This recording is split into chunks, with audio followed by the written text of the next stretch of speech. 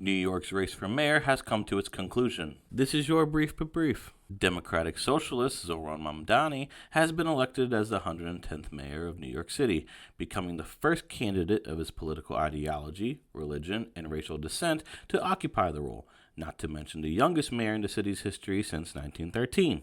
Over 2 million votes were cast out of the 8.8 million eligible voters in the city, making it the highest turnout for a New York City mayoral race since 1969.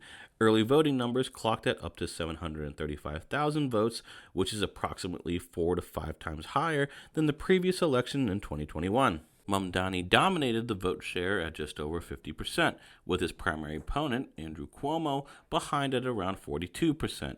Curtis Silva was also a candidate, marking the first three-way race since 1993, but even going in, the odds were stacked against him. According to exit polls conducted by SSRS, regardless of gender, race, and income, Mamdani had the lead, winning by at least a 6-point margin except for two groups: white voters and those with a $50,000 or less household income. Looking at age, there was definitely a generational gap. Younger voters favored Mamdani, but that favorability declined as you rise by age group, favoring Cuomo by age 45 and above.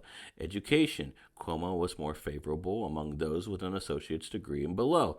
But if you start from his strongest voters that didn't have any college experience to increasing that attainability to obtaining a bachelor's degree and above, Mamdani gradually became the more favorable choice. Voters that identified as independent made up 26% of respondents and favored Cuomo by a 3-point margin, whereas those that leaned independent, that made up 8% of respondents, widened that margin for Cuomo at a 19-point difference. There's a lot more data, but I primarily wanted to touch on demographics. Tonight, I'll be going over what exactly Mamdani's platform is, the implications, and the criticisms, so look out for that. Until next time.